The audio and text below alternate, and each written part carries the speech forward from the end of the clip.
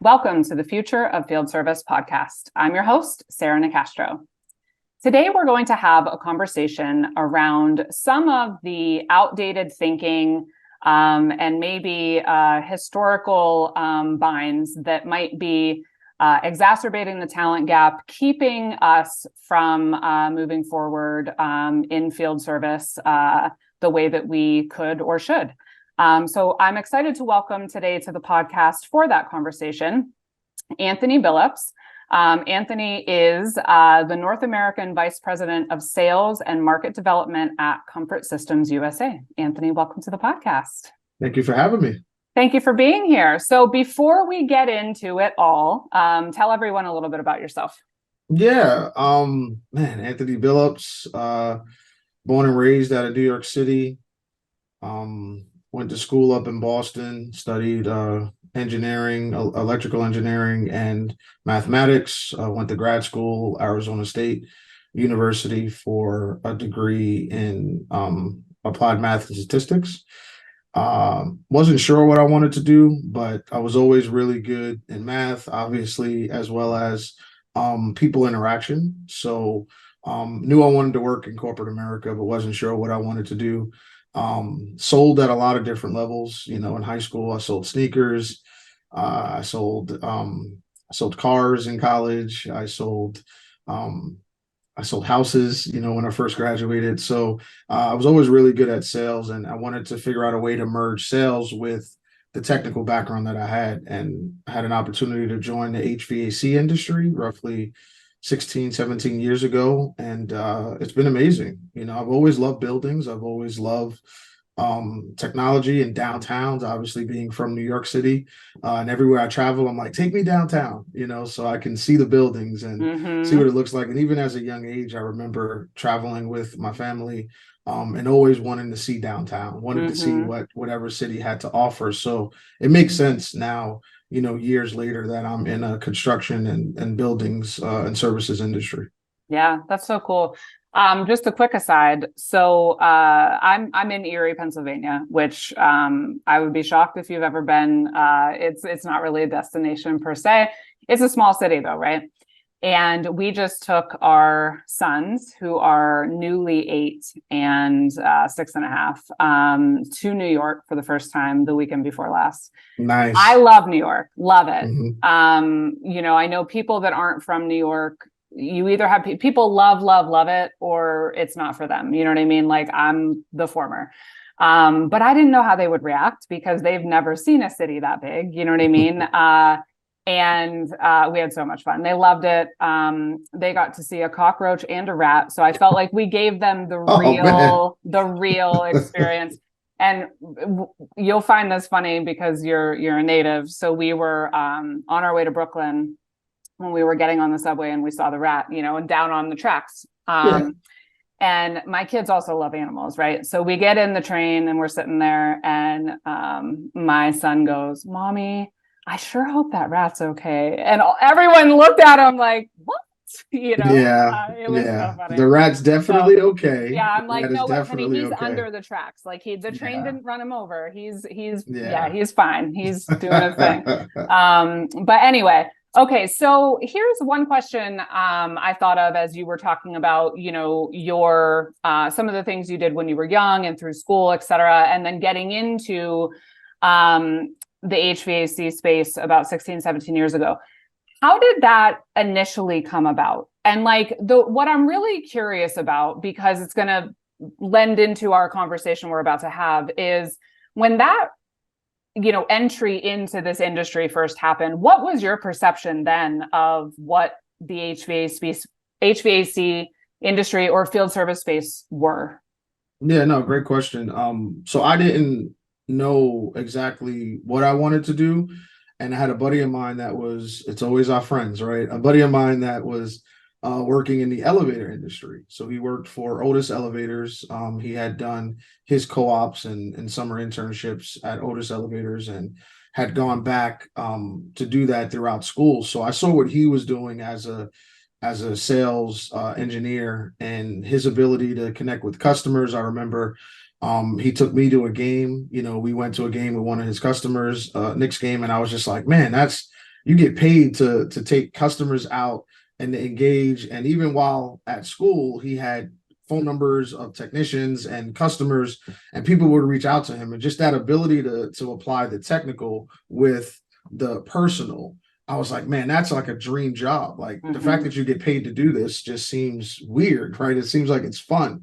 So for me, it was more about how can I utilize my skills in an industry and or profession that I knew nothing of, right? There's not a lot of conversation at the college level or high school level talking about sales engineering, right? You know, you think about all the different type of engineers that are out there.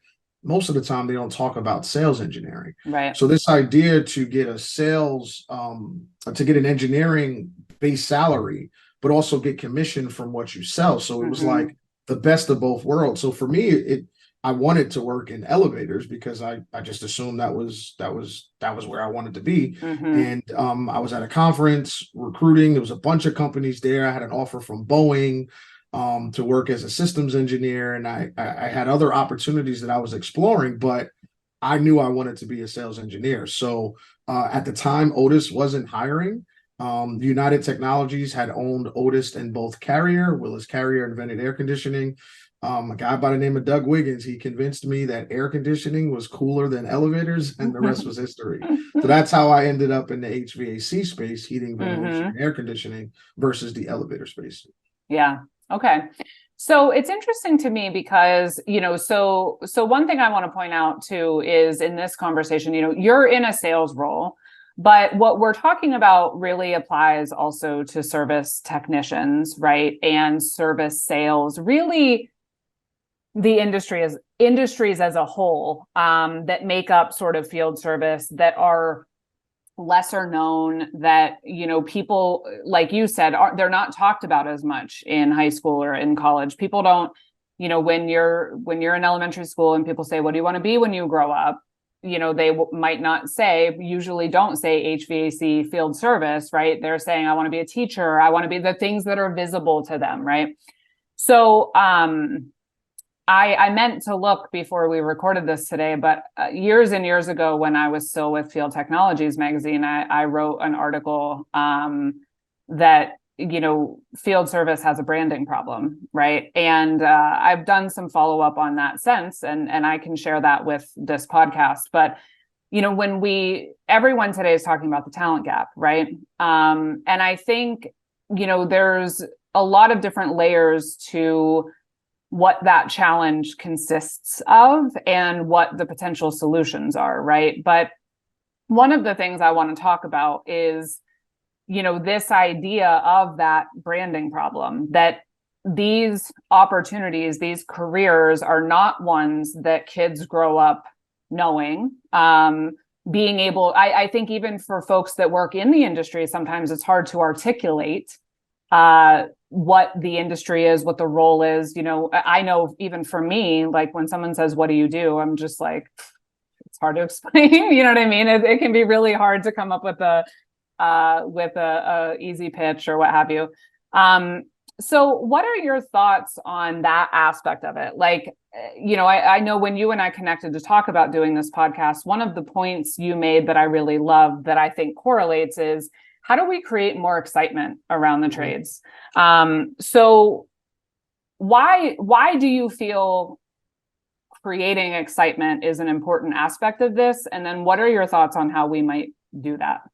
Yeah, I think the first part on excitement is bringing awareness, right? So I had made the comment that I didn't know anything about, call it sales engineering. So I think when you have these exciting careers and these professions, it's important as a leader to go back into your community and to talk about what it is that you do, right? Talk about kind of what is your day in the life. Talk about the things that made you excited about the role, right? I travel all of the time for the role, right? And it's tough from a family dynamic, but personally, I love the ability to be in different places, right? Someone who loves architecture and buildings and cities, and I don't want to see the same city all the time, right? I want to be able to explore and see different things and how it's built, and be a part of that build. So I think communicating and being able to share what it is that you do is important, because what do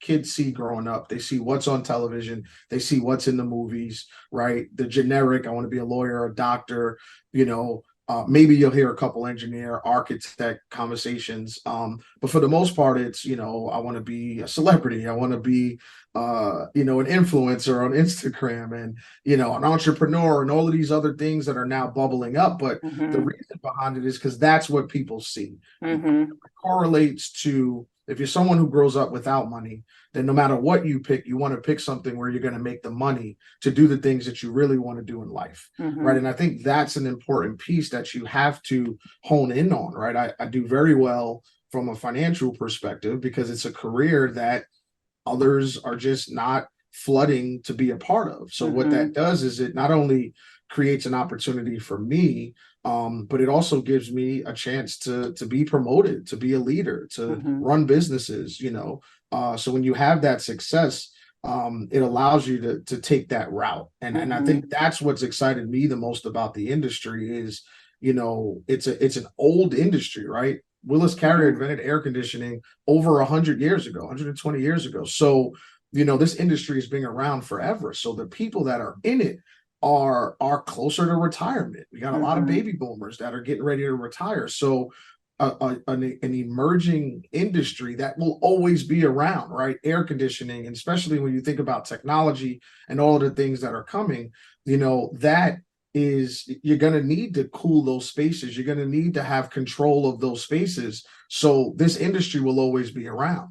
So for me, when I go and talk about it, I talk about thinking about emerging industries that will continue to be around forever. It was around for 100+ years for a reason, and it will continue to be around. So that's important when selecting a career. It's not just the new fad that someone wants to do. It will be around. And then that's how you start to sell it, because you talk about careers, not just jobs. And I think that's another piece that doesn't get talked about enough, right? Let's talk about, what does your career look like in a services industry, in the trades, whether it's a technician, and what is that roadmap, or whether it's on the sales and business side and running operations, running the full business and leading that business. What does that look like? And here goes a roadmap. So I think that's a piece of it as well. Yeah. What's interesting to me is I really liked that you used the word excitement, and I agree part of it is awareness, but I think there's more to it than that. And I think you kind of intuitively understand that because you're in sales, right? But I think one of the challenges as an industry, and I'm talking about field service industries overall, right? Maybe we have recognized that we need to create more awareness, but I don't think we're storytelling. I don't think we're selling it. I don't think, when kids are learning about what a doctor does or what a teacher does, no one is in the background pointing out all of the cons, right? Like, they're leading from the front of, you can help people, you can, make people feel better, you can teach people, right?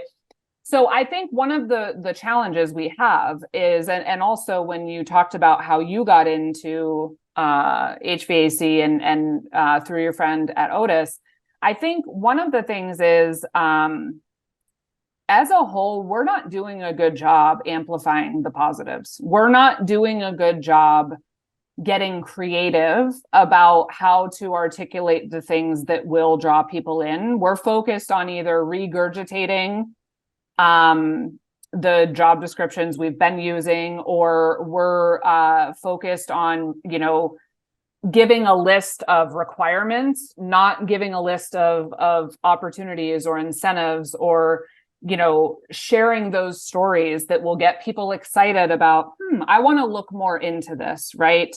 And I think there's a number of reasons for that, but, I think awareness is part of it, but what exactly we're creating awareness of, I think, is really important for companies to be thinking about, because we know that the traditional method of putting out an open job and expecting people with experience is just not going to work.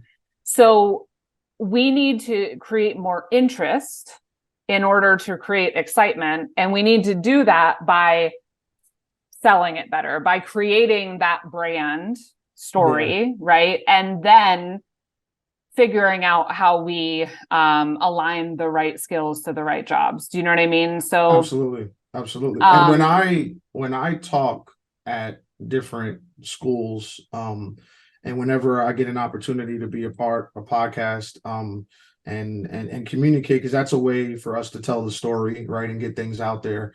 One of the things that I say is, so what are some of the jobs that are cool, right? What do people want now, right? People want to go work at Apple. People want to work for Google. They want to work for Meta. They want to work, with TikTok. They want to, whatever you're using, that's what you want to go be a part of, because you see that as being fun and innovative in the future, and you want to be a part of that. Mm-hmm. So what I do is I say, think about what it means to work for Apple, right? First off, think about how competitive, and I'm not talking about working at the Apple store, right? I'm talking about going to work in the Bay Area or at one of the facilities, helping design and build and whatever it is that you want to do to be a part of that marketing, whatever it may be. Everybody wants to go there. So the amount of competition to get in to these places, and whatever you define these places, right? It could be an athlete. It could be sports and entertainment, right? Mm-hmm. Think about the competition that wants to go there, and how many people want to be a part of that, and how small of the number that make it through. Mm-hmm. And then what I say is, from a services perspective, from an heating, ventilation, and air conditioning perspective, I've done work with Apple, mm-hmm. right? I don't think I'm allowed to talk about that, but I've done work with, these Silicon Valley companies, mm-hmm. these industries. I've sat in meetings with their strategic growth, individuals focused on carbon reduction and focused mm-hmm. on, better ways to build their facilities. And I walked in through the back door. I walked in through the mechanical room, mm-hmm. right? I sold at a level. Now I'm managing and leading at another level. I run the whole business, but now I have teams of people that are there, mm-hmm. right? In my book of contacts, I have these industries, mm-hmm. these folks that I work with. One of the biggest projects that I was a part of was a large stadium, the Ram Stadium out on the West Coast, in LA. Right. I was on that project. So yes, when I grew up, when I was younger, I wanted to be in the NBA, and then I stopped growing. So I'm 5'9.5", and I wasn't going to the NBA. It wasn't happening. Right. My game just didn't translate, well. So now I have to come up with another dream. Right. But I had a chance to work on stadiums and arenas. So with the love that I have for that, mm-hmm. I was able to find that through the services industry, through heating and ventilation and air conditioning, mm-hmm. through controls, and now I'm in those buildings. So that's what I talk about to sell, because again, it's easier to get in through the mechanical room than it is through the front door. Mm-hmm. And I think that's when we want to change the narrative mm-hmm. of the profession. We need to start with the end in mind. We need to start where these individuals want to be a part of these industries that they mm-hmm. want to be a part of. And, if you flash Comfort Systems USA, people might not know what that is, right? I have people sometimes that say, do you work for a pillow company, right? They don't know. But if I talk about the customers that I serve, mm-hmm. right, and the people that we work with and the things we're able to deliver, right now, people understand and they recognize. Mm-hmm. And I think that's where the services and the trade industry goes wrong. It's because we focus on the task and the things we do and not the customers we serve. Mm-hmm. Yeah, that's a really good point.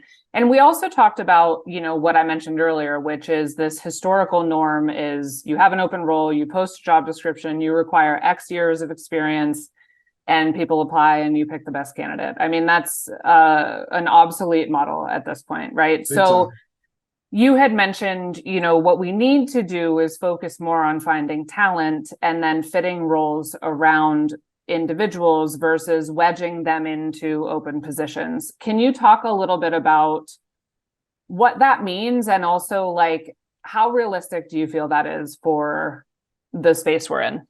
I think it's very realistic. You got to start to realize that the younger generation, number one, the younger generation is not going to come into a position and do it for 5 years. Those days are over. Mm-hmm. They're over, right? I'm a grandpa millennial. I was born in 1981. So, I haven't been in the same role for 5 years, right? Mm-hmm. 18 to 24 months, I'm ready to do something else, right? I'm ready for that next level, that next role, the next opportunity, the next challenge. So individuals my age and younger, that's the mindset. The attention span, the ability to master something at a quicker pace based how we leverage technology is completely different, right? So you have to build a path that is non-traditional. And it sucks because now individuals my age and older, right, we have to think about doing things differently than when we started, right? What was important to us. And I remember managers, when I left my first company in the industry, I loved it. It was my favorite place in the world. Some of my closest friends in the industry were there, right? I'm in New York City working where I grew up, and have an amazing team. And the reason I left is because I looked around that group and said, I am at least 10 to 15 years away from maybe being a manager, right? Based on the team, that the dynamic and the way things were there.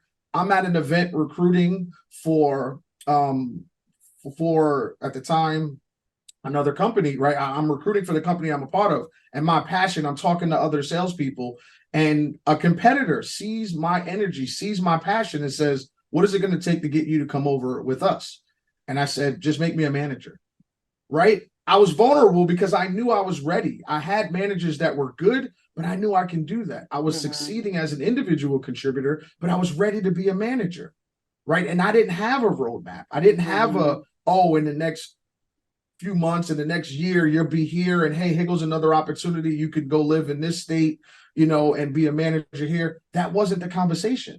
I had no clue what that looked like. And when I said it, I was 29 years old, right? And I'm thinking, there's no way that somebody's going to make me a manager in this industry when I look around and every other manager, doesn't look like me. It's another conversation for another day, another podcast. Happy to have it though. and then, the age, right? So I was like, this is not, I'll just throw it out there, and you don't get something if you don't ask for it, right? So when I said that, and the manager, the director of sales for this company, he laughed and he said, is that all you want? The way you talk to other, way you're recruiting, the way you're promoting to get people to come, the way you're giving this energy about what you do, and the same energy I give you today was the same energy I was given trying to recruit people into the industry. He's like, you ready to be a manager?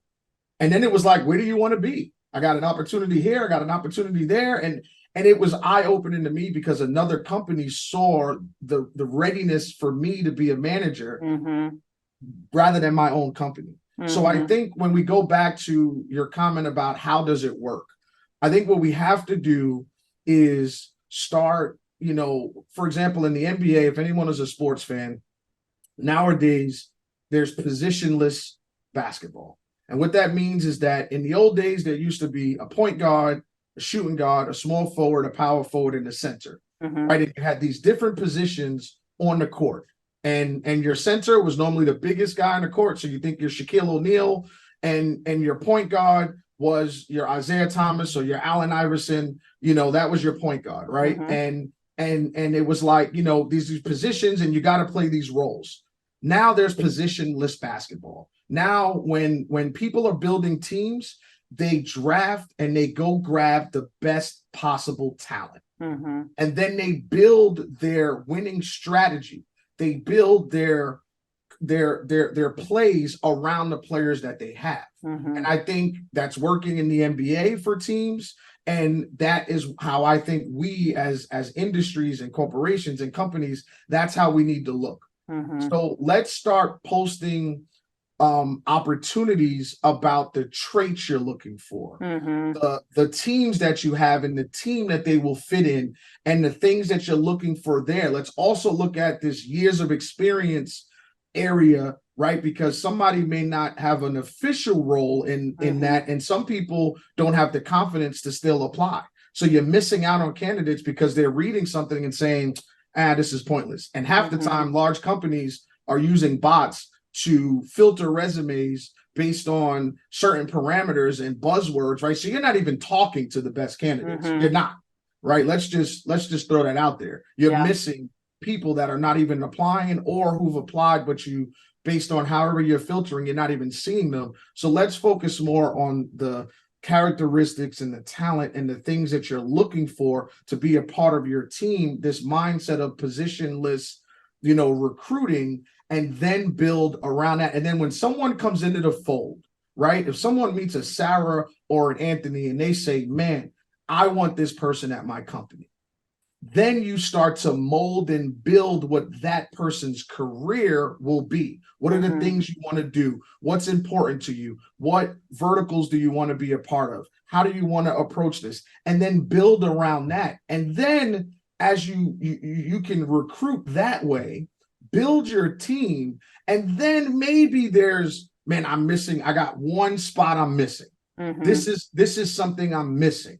So now you can now look for some of these areas, but again, it's about the qualities that the person is bringing, the experiences that the person is bringing, and not just where they worked at before and the things that we looked at, prior when evaluating talent. Yeah, no, I think that's a good point. And, I have empathy for leaders and businesses in the sense that, the way it was easy and convenient. When you could hire service technicians that would stay in a role for 5, 10, 15, 20 plus years, that made everyone's lives very simple. And it's hard to change, right? We know that. But the reality is the same way that person at that recruiting event recognized your energy and welcomed it and made a space for it. If you don't do that with the talent in your own company, someone else will, right? So absolutely. The idea of the way it was, the good old days, I think there's still some hanging on to that. Maybe not fully, right? Like there's progress, but it's slow progress in understanding like this isn't going to change. We need to adapt. And adapting means really recreating the whole thing from the ground up, because it isn't just, oh, we should reword this or we should train people this way. I mean, it's fundamentally revamping the whole,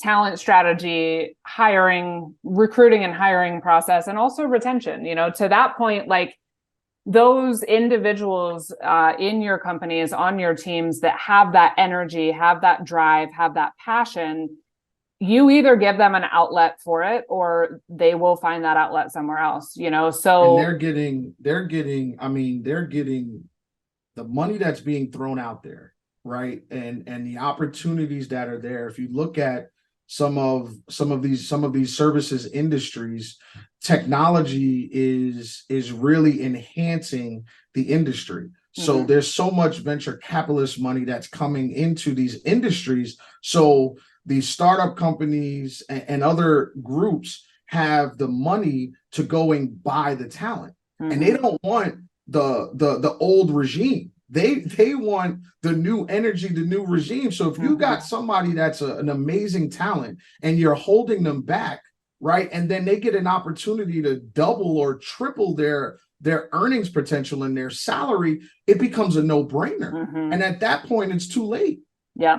At that point, you haven't built the roadmap for this. Even if you build a roadmap, you still may lose them, right? If they don't see that vision, right? So it's important. And when I made the comment about, 18 to 24 months, there may be some that cringe, right, at that, right? Think about how you read a resume, right? So to your listeners of your network of folks that join in for your podcast, think about how you view resumes, right? What is your unconscious bias? What are the things, and I'm sure you've said it, right? You look at a resume and say, oh, this person jumps around. This person is not loyal. This person hasn't stayed, with the company for longer than 2 years. So think about it, not that the person is doing something wrong. Think about the company didn't master, because if somebody moves around within the company to a different role,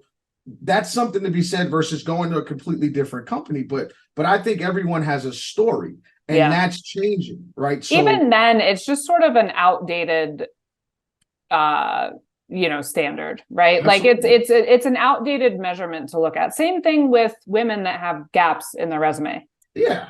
Just because someone was successful in the corporate world, took 1, 2, 5 years off to raise children or do whatever she's doing, and now wants to re-enter, that knowledge, perspective, experience is it's not erased, right? So it's the gaps, or people are taking time off to not just women, anyone, right? To travel to take a break for their mental health, to Absolutely. You know what I mean? So it's things like that are really outdated norms. You're right, though. I mean, depending on who's looking at the resume and how modern their perspective is, you know what I mean? Like, you could be missing out on a lot of things. You brought up money, though, and I also want to touch on one of the points we talked about is understanding what today's talent values. Okay. And I do think it's important to say it isn't just money, right? And this is a common thing. So I hear people a lot. I was in the UK for our Future Field Service event in May, and we were having a roundtable discussion on talent. And there was this guy there that was saying, I'm just really frustrated because I bring technicians on, I spend all this money to onboard and train them, and then they leave to go make, whatever, an incremental more amount of money somewhere else. Mm-hmm. Now, I said, well, okay. And he was, an older white guy, like a lot of people at the events are. And I challenged him a little bit and said, I highly doubt that they're leaving only because of the money. Like, it's easy to use that as the excuse. Okay. Like, it's real. And I'm not saying some people don't do it, but I'm saying if it's an incremental amount of money and you're providing a really good employee experience and company culture and working environment, mass amounts of people would not be leaving for an incremental amount of money. So I just think sometimes it's easy to use that as an excuse to not do a lot of the other things that are important to new hires today, right? Like, also, same thing I said, like, they take work, they take effort, they take change, right? So what are some of the things you see in terms of, beyond fair pay? Mm-hmm. What do you think people value most today? I think, for one, we've heard this, people don't leave companies, they leave managers, mm-hmm. right? So I think that manager-employee relationship is extremely important, right? What type of development conversations are you having? Where does this individual see the future of their career? Do they think that they can learn, right? The role that I'm in now, I somewhat took a step back to kind of go back into the sales leadership area when I was leading both sides of the business, both sales and operations and full general management, right? And from a career trajectory, that's really where I want to be. But the opportunity to come work for the manager that I'm working for and the mentor that I have, it's a no-brainer for me to take a step back and learn underneath that umbrella. It's something that made sense for me because I know that's going to help me in my career as I move forward. So I think that manager employee relationship is extremely important. And what does that individual bring? I struggled early in my career with having managers that I didn't feel I can learn anything from, or having managers that I felt like didn't either know what they was talking about. They were promoted because of relationships or other reasons or whatever. And I look at them and I'm like, this is not the way to manage, right? I, have done a lot of training, and we conduct training around building leaders, not just managers, right? And the leader and the manager are completely different. So I think that dynamic is the first layer. I think next it's about understanding the whole person, right? Do you really want to focus on the 8-hour employee, or do you want to focus on the 24-hour person?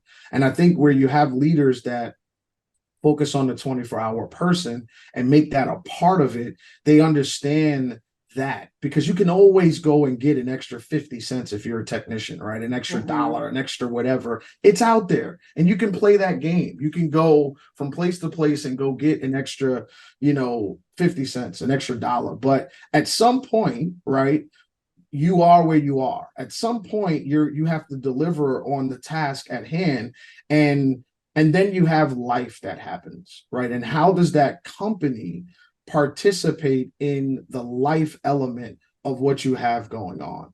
So, I think when you have a leader that's focused around development and continuously communicating to their team about that, because the money will come.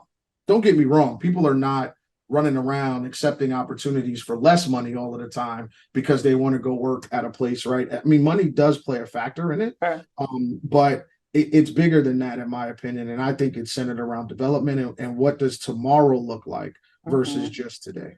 Yeah, I really like that point about the 24-hour person. I also think, the first point you brought up about leaders and the leader and employee relationship is important, because in service, it's very common for leaders to not just to be people that have progressed through the ranks. Okay. But not everyone that is a strong individual contributor makes a good leader. And so when we use that progression as a reward system just for good performance versus evaluating people's actual ability to lead, we risk putting leaders in place that aren't really good at that job. It doesn't mean they're not good employees, doesn't mean they don't have a valuable contribution. It just means that they might be lacking what talent demands of a leader today, which, again, based on everything we've talked about, does look different than it did 10, 15, 20 years ago, where that command and control type environment, where it was all more here's your role, you do this, check a box, that sort of thing. It wasn't so much, getting to know people, helping develop people, mentoring, communicating, empathy, emotional intelligence. Not everyone is cut out for that, right? And we need to understand that and make sure that we aren't promoting people into those positions that might be great people or strong performers, but aren't built for that job. Certainly not doing it just because of the relationship, right? Which also happens. But also, even when we are putting people in those positions that are capable, how are we as organizations providing ongoing learning and development to the leaders as well? Absolutely. We think a lot about how we do that with employees coming in, but leadership deserves, training and investment in their skills as well. Absolutely. A big part of my role today is centered around that, right? I lead up our training program for our salespeople as well as our leaders, right? And the reason that we really focus a lot of attention there is that we understand the value of our leaders, and if you can teach a leader to not be a manager, but to be a leader and to learn. And a lot of times, to your point, you're really good at something, and then people put you in this people manager role, but you haven't been given the skills. When you start managing people, sometimes it may feel like you're a principal at a high school, right? Because sometimes the personalities and the things that happen, and you can't put this person with that person, and you end up dealing with that. And I mean, if you haven't gone through a conversation about, crucial conversations and how to handle those and how to approach those, if you don't understand the individuals that you're managing and maybe some of the things that they struggle with, you may have a really strong individual performer, but they struggle with their own confidence. So if you don't know that and you don't know how to feed their confidence to help them be better in their role, you're putting yourself at a disadvantage. And if you've never been taught about that, then where are you supposed to learn that from? So I think developing and focusing on leaders is absolutely a part to grow and build your business. And to your point, right, some of the best players are some of the worst coaches, you know, and even evaluators of talent, because they're looking for people that are like them. Sometimes you are just a unicorn in the way you prep, in the way you focus, in the way you work. I mean, I've worked with some people where, man, they dedicate, 16 hours to what they do, and they're amazing at it. But not everybody is gonna devote that time to get done, right? 16 hours a day to complete the task, right?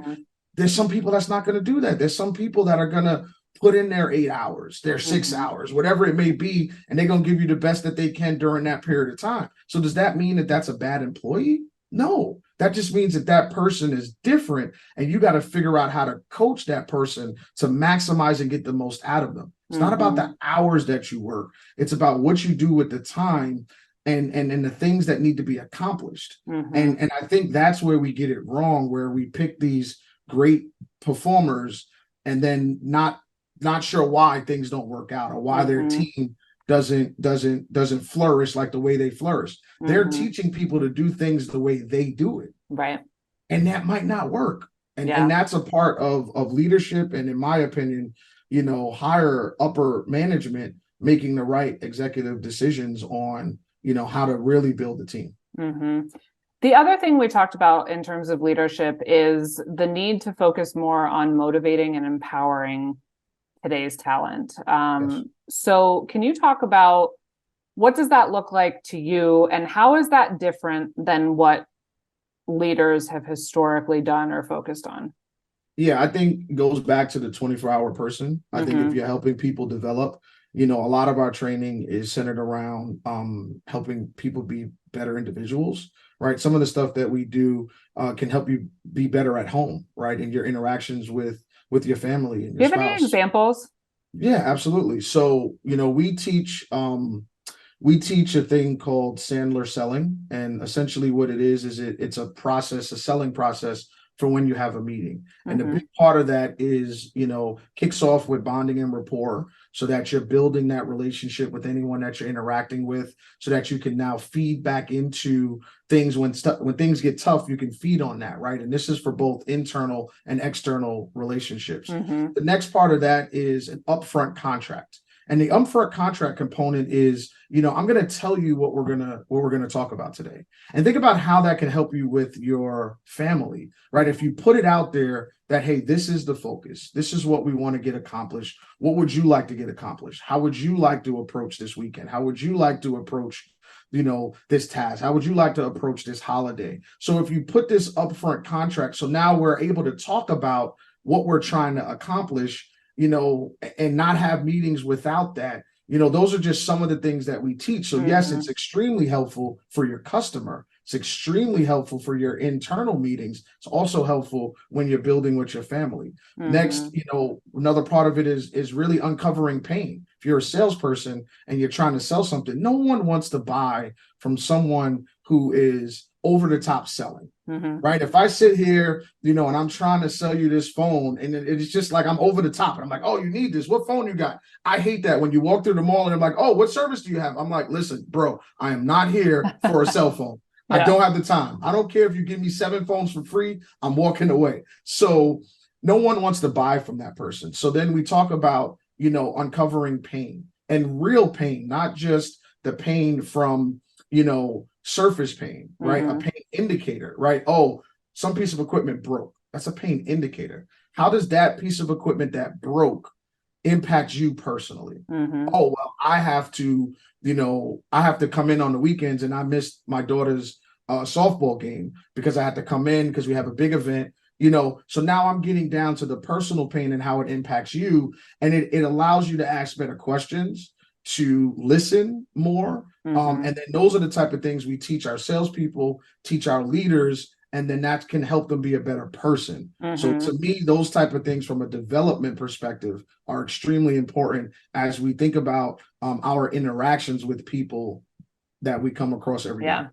And I think, this is also parallels what I'm hearing more and more of, and I mean, have been for years, but I think, again, the reason we keep talking about some of the same themes we've been talking about for a few years is, there's layers of change that companies still need to make, right? So I was saying, what you're talking about, I think parallels what we're seeing in service, which is, a recognition that we need to provide a lot more soft skills training and communication and empathy and things like that. And I think,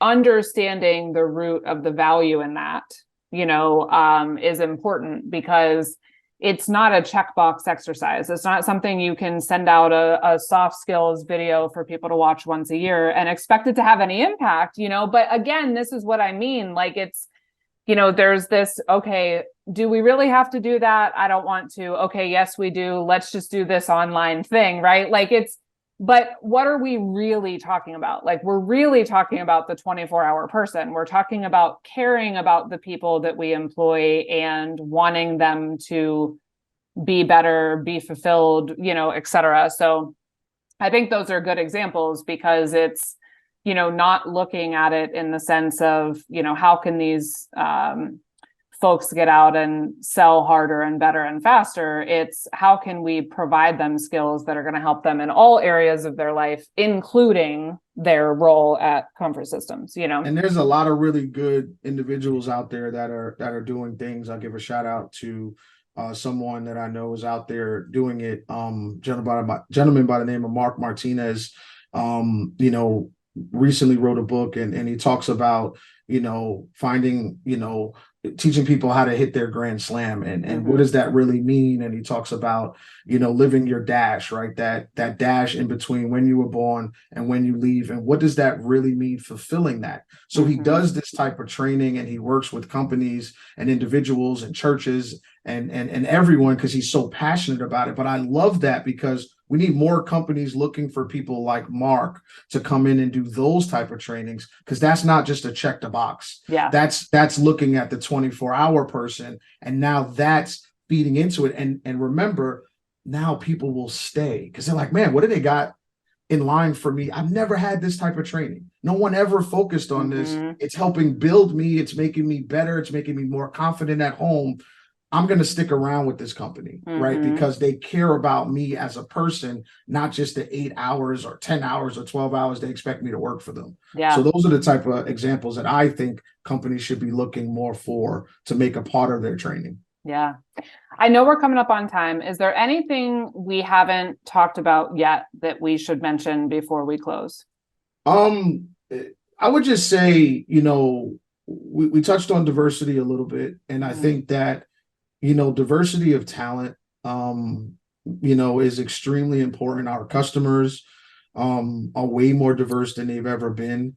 And if you have a leadership team that all looks the same, and that's the panel deciding on who gets hired or who gets promoted or who gets, you really have to look at that, right? In order for us to be able to attract talent, individuals are choosing companies that they can see are dedicated to, diversity of all kinds. So if you're not walking the walk on your website and what you deliver and what you talk about and all these different things, it don't matter what you do in the interview. And right? and also, though, behind closed doors. Absolutely. Like, Absolutely. No one wants to go to a website and see what they want to see, and then you get into it and realize it was, they'll just leave. Exactly. Then they won't stay. Yeah. If you're not genuine in what you're really doing, if there really is no career path. Sometimes companies do these diversity numbers, right, that became popular over the last couple of years, and then you take a real look at it, and it was all entry level positions. So they've gotten to double digits diversity in their entry level positions. But when you look at middle level management, upper management, executives, C-suite, nothing's there. So to me, that's the real proof. And don't be afraid to over promote somebody. Don't be afraid to put somebody in a role who's just not ready. That happened to me in my career a couple times. And it meant a lot because I knew that they didn't want me to leave, but they saw something in my energy that they wanted a part of the future, helping.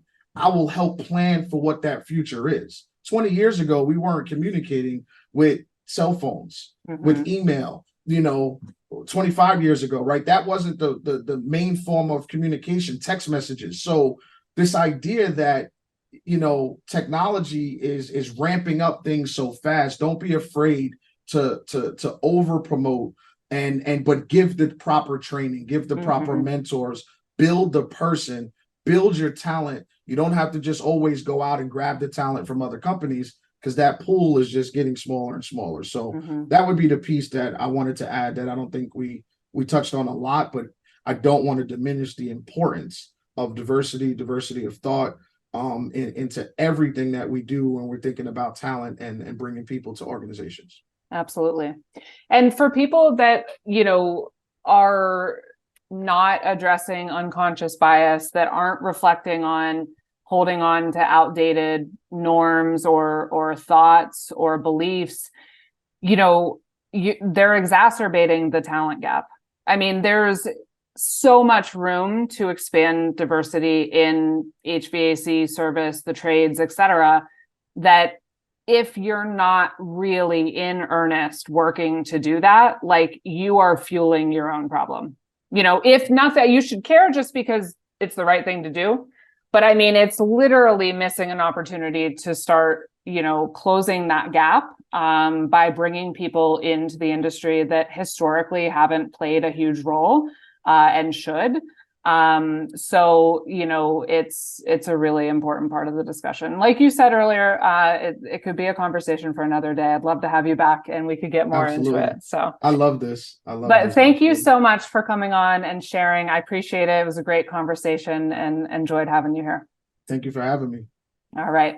You can learn more by visiting us at futureoffieldservice.com. While you're there, be sure to sign up for the Future of Field Service Insider, which delivers our latest content to your inbox every other week, so you can make sure you don't miss anything.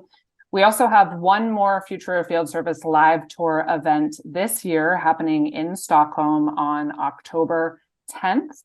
The Future of Field Service podcast is published in partnership with IFS. You can learn more at ifs.com. As always, thank you for listening.